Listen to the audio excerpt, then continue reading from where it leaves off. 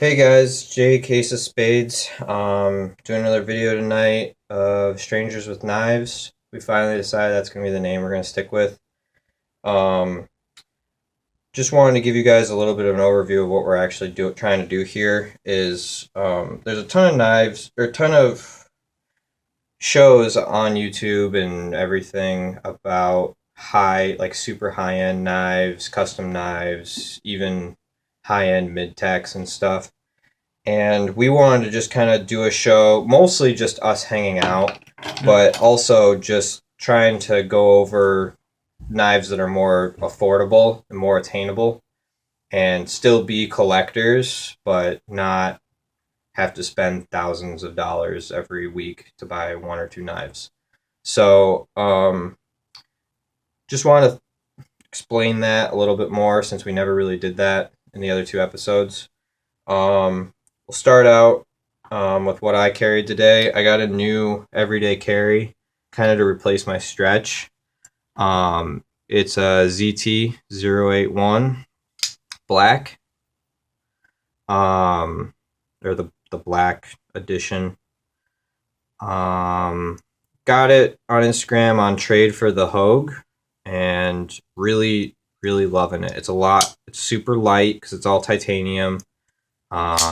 Good flipper, like just great flipper. And just loving it. I've only carried it for a day or two, but also left-hand carry. And then I also had the QSE 2 MOV. I finally got the name right. You finally did. Yeah, it only took 4 times. Also switched the pocket clip on it. Did you? Oh, I just switched it over to left hand. Okay. Yep. And the screen printing. Yep. Carried. Oh shit! I didn't even think about that. It's actually on the other side now. Yep. Whatever. Fine. Who cares? Yeah. It kind of messes up the handle because it's like you barely see any of it, but whatever. And carried my yo-yo. As always, and I carried my Uzi tactical pen because I need more tactical in my life. Yeah, need more tactical. More tactical in your life is important. Let's say that. All right, so that's pretty much me. I got Matt and Spencer here tonight again. What's up, guys? Hey, folks. So you going? You go next. Spencer's got some shit. Let's talk about it. Spencer's got some shit. I'm a little jealous right now. Like, Spencer's got some shit. I'm going to move Spade stuff. Yep. Let's get this out of the way. I actually brought a ton of eye candy for you guys later. But this is what I carried today. Have my Spyderco military and Digicam. I love this stuff. Like, I don't know, I'm just maybe too tactical for my own good. Gotta have the Digicam. I just think that looks gorgeous. I love the way that looks together. Black and Digicam. But I got that. Then I have my rebar, my Leatherman, which like I said in the last video, I carry this everywhere I go. I don't go a day without using it. And my Phoenix, which, again, carry all the time. But other than that, that's just because I was at work and that's, what I carried today. I didn't really have anything special on me, but I brought a bunch of of my higher end stuff. You'll see the Strider in the dock later, but like I said, this is just what I carry today. One thing I actually I really do love about this is Colorado, US made. Oh yeah, that is so important in the knife community right now. It's the same thing with the Parrot 2. They are both out of the same. I believe it's the same factory, right? Yeah. Colorado. Yeah, this is somewhere in Texas. I love that. Texas. I love that it's US made. S30V steel. This thing is not needed to be sharpened once, and I go through cardboard and banding every single day with it. Pretty much every time I'm at work with it, at least. But that's what I carried today. We'll shoot the shit on the other stuff later, but let's get into Spencer's stuff because hey, he's got some shit, like I said. All right, guys. Before I launch into all the stuff that I brought, I figure I'll do my EDC real quick. Tossing in the beads. I haven't really done it before. Ace of Spades over here just tossing in beads. Get your goofy beads out of here. Come on. My beads are better anyway. Oh, he's shots fired. Oh yeah, Shots he's got his fired. beads today, too.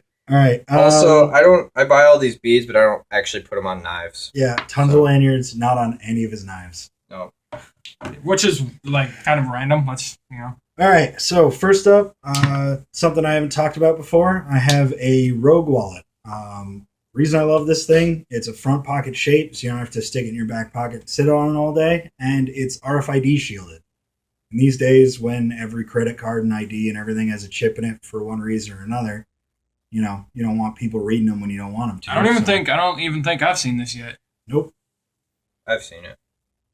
We were yelling about it today. Or not yelling, arguing about it today. Yes. Why were you arguing? Arguing about front pocket wallets. Recent studies say that it's bad to keep shit in your back pockets. Yeah, it throws your like balance off, it right? screws your back up. Yeah, because you're sitting. Well, I spend all day fucking standing. I'm like you bastards. But all right.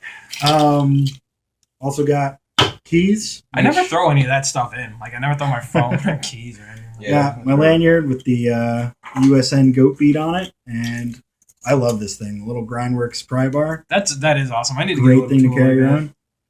I think I've mentioned it on the show before. You didn't show off the bead. I did show the bead. You have shown it? You were looking that way.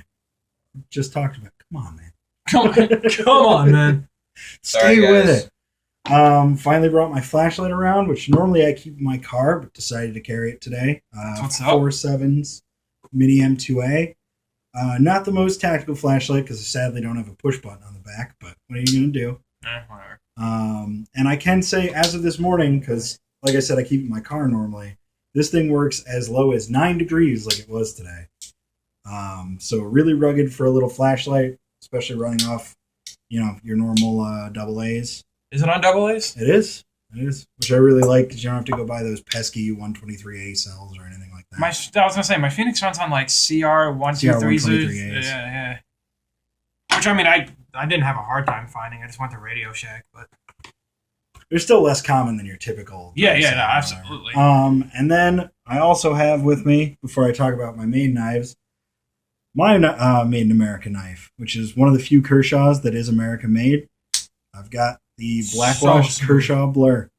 I've de-assisted this guy like a lot of people you'll see do online because it's great assisted. It is even better manual. Oh, it is one of the smoothest knives. So yeah, that's the Blur. Not the best steel, not the best materials. Dirt cheap, made in America, great knife. Yeah, absolutely. All right, so moving on to the big thing that everyone's so excited about. I picked up 2 knives that I've been aching to get my hands on for ages now. And the first one is, oddly enough, my first fixed blade. I've got the DPX Hest 2.0. No, this is not the 2.0. This is the, it might be the 2.0. I can never remember. Their designations are weird. It's the Hest. It is the DPX Hostile Environment Survival Tool. And it is a pretty beefy little fixed blade. It's gorgeous. This one is made in America by Rowan, the same guys who do the Ontario fixed blades and the SC. Yes, thank you. SC, It's on the tip of my tongue. Could not remember it. 1095 tool steel, Nylox coating, so super, super rugged blade. Micarta scales, and it's actually got a little compartment hidden in the middle there where you can put like matches, tinder, what have you. Bottle opener for Spencer. just me, because Yeah, I'm the one here who enjoys for the one drinking. who drinks beer. But So anyway, depressed. I'm not really that much of a survival guy. I do like to camp every once in a while, but if I ever do find myself stranded on a desert island or something crazy like that, I have the perfect little fixed blade for it. Yes, you do. On that same tangent, you guys have seen this before. I've got my other DPX, the Heat, which I believe stands for Hostile Environment at Hand Tool, because everything is acronyms with them. Everything. This one's not made in America, designed in America, assembled in Italy by Line Steel. D2 blade, great Line little Steel's an compact awesome side. company. Oh, I love Line Steel. Line Steel's an awesome company. If you want to see like a properly put together knife, anything made by Line Steel is gonna knock your socks off. Yeah, they're a solid company. Mm-hmm. So yeah, that's the Heat. I'd talk about it more, but you guys have seen it before. Now on to the one that I'm probably the most happy with. It's got people drooling the most. Sure. The Hest folder, which I think has been really popular with the mid-tech collectors, because I believe it's technically a mid-tech, but only comes in at about $200, as low as $175 or $150 if you find a deal on it. I have to get my hands on one of those. Great. Oh yeah, another great thing is we've discussed on the show before. They come in full left-hand configurations instead of just.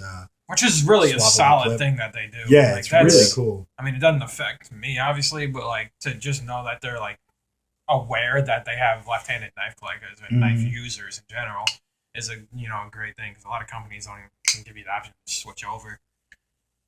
So much like the Heat, we've got full titanium on one side. Unlike the Heat, we've got Lion Steel's own Rotolock system on it, which, locks it open. Who actually needs that? I don't know. But I kind of like it as, I like it as the overstrain protection for the lock bar. So it'll prevent you from pushing it too far and straining the titanium. Yep. Again, just like the Heat, super thick D2 blade, great coating on it. Signature bottle opener from DPX. I'm trying to see. Not to mention, you can use that as a wave, right? You can. Yeah, you can use it as a wave deploy. The Emerson open. It also works supposedly as a way to like break wires. Oh, that's cool. Yep, you can use the little wire notch strippers to sort of hook on them. Oh yeah, it's supposed to have wire strippers in the jimping, supposedly. Yep. I've never tried it. I wouldn't. Yeah. Oh, if you look at them, you can tell that they'll do it. You can tell that they can do it. It's not normal jimping. They're like gnarly little cutouts. Oh, they are. I never even noticed that. Yeah. And then you can't see it because it's got the lanyard in there, but the lanyard hole is also a bit driver. So if you've got screwdriver bits on it, you can slot them in there and glass breaker. Yep, glass breaker. That is sick. Basically, they try to give you as many little tools as you can, and like that's an excellent just even a bug out. Like if you have the shit hits and you need a knife to grab, that's a good fucking choice. Right there. This sucker's my current EDC, but I gotta say it is a bit overboard for just your everyday carry. I mean, it's great in the pocket and everything, but it's got so much more than you'd expect.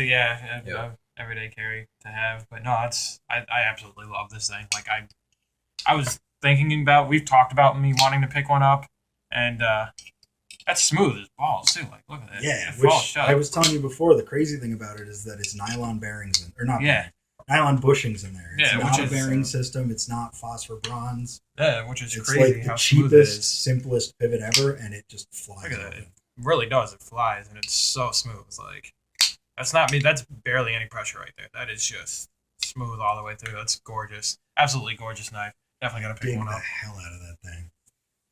Let's compare it to the Strider. All right. We're gonna throw my comparison. We'll throw my Strider. Oh wow, look at that fucking up the opening right there.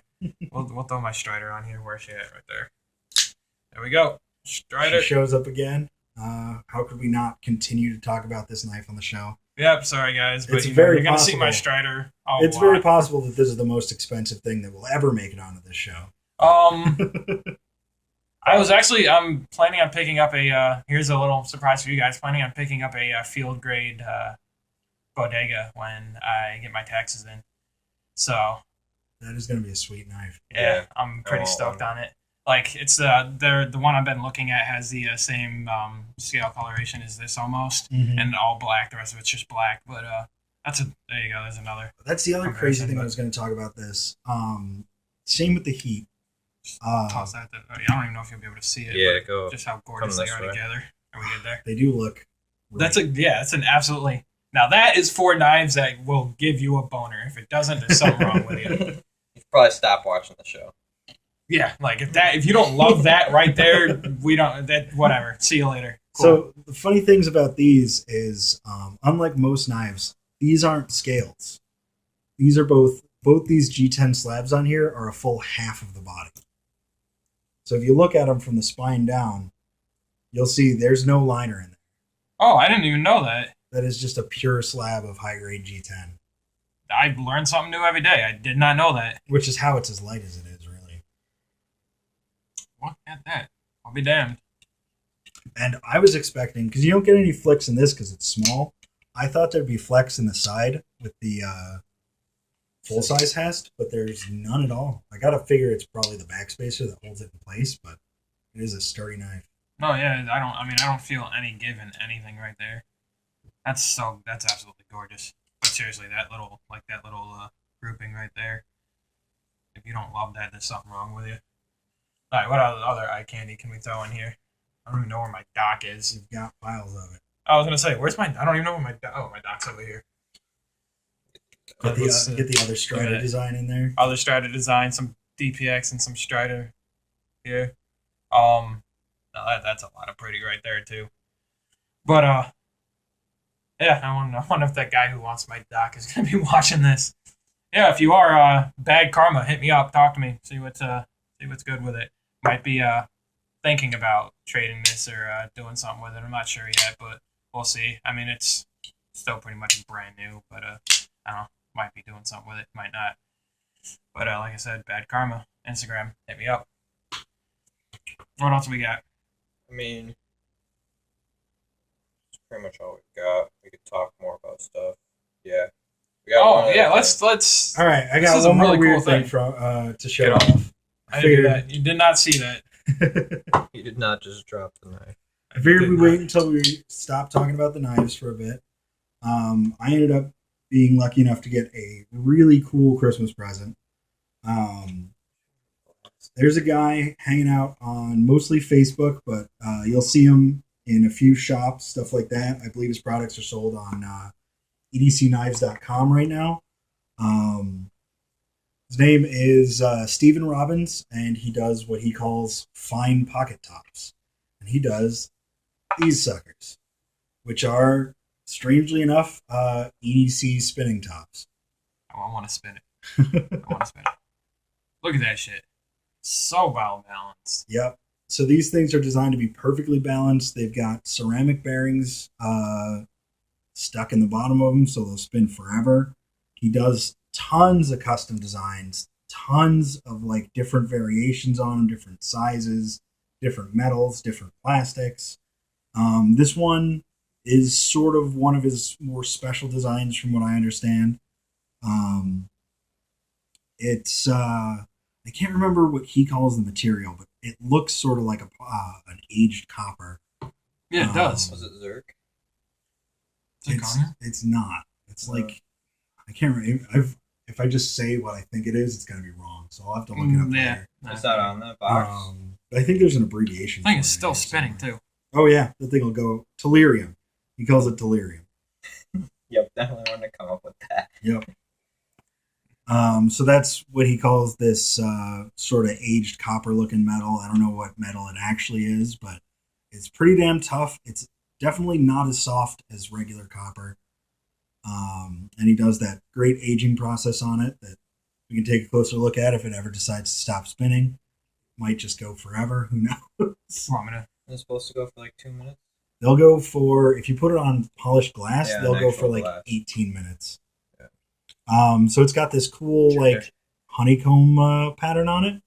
And then on the bottom, take just a second to show off properly. Huh? Do it on the show. All right. So I'll use my 4.7s real quick. That is actually pretty bright. Nice burst of LED light right on the bottom, and you can see, kind of neat, it glows up through there. Oh, that's sick. And then if I take the flashlight away, it's not quite as bright, but it is still glowing. I want to hit the lights and see because it is moon glow underneath. Which is sick. So like I said, these are kind of you're about to get a little bit of a trippy show. Neat dark, custom pieces. And then you'll see I just gave it kind of a bad spin. That's sick though. It will slowly center itself because it's balanced. So yeah, these are neat. The whole EDC pocket top thing is sort of taken off right now. You've probably seen a few on like Instagram or Reddit or wherever you go to Oogle knives all day. Don't be ashamed. We do it too. yeah, we do. It's all me and Spencer do. Basically. That's our whole workday is just staring at knives and then using the company IM system to... Oh my gosh, I got a story for you guys. I was dying today. Okay, so like I mean I know we're talking about like more affordable knives and everything, but I'm a bit of a knife snob. I don't deny that. You see what I carry, like I don't really mess around with like.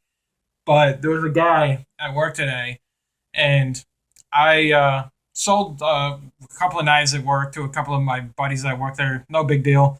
And he was talking about his Gerber, and I was just like, I was hating so hard on it because I really do hate Gerber with a passion. I still say there's some vintage ones that are worth their Oh money. yeah, I'm sure they are. Like, but it was just like, and the thing, like, it was an assisted, like a spring assisted. Yeah, ironic. It was a spring assisted knife, and the spring broke, and it was the only like locking mechanism it has was in the spring. So once the spring broke, it won't even lock open or shut. So it's literally just flops around. And he was talking about like how like he could never understand why I would spend $500 on a knife or whatever. And I thought it was so hilarious that then he then had this little floppy. Why would you ever buy a quality knife? I mean, Yeah, I've why? got this great broken one in my pocket. For $80. He spent $80 on it, he said. Oh, I think the top is finally Oh, ready are we to stop losing it? spinning. Are we losing it? I was just showing you guys the oxidation on the stainless steel. how awesome that the stainless steel is. And there goes That the good top. like 420. So yeah, that's not the marked, top I so got. who It's knows an what it awesome is. gift Because they don't today. want to mark it. Not today. This is the awesome top that I got as a gift. Probably one of the neater things that I got for the holidays, and I love the hell out of it. Again, it's made by Steven Robbins. Only reason I was able to get my hands on one because he is waitlisted right now is he's a friend of the family. Full disclosure, he's a friend of the family, so I have a little stake in promoting him. But they're really cool little toys. They are. Like, I ain't got no stake in it. I think that thing's dope. They're impressive little EDC pieces. Show them off to your knife buddies. They'll always appreciate, good hand machine metal and all that. So I highly suggest checking him out.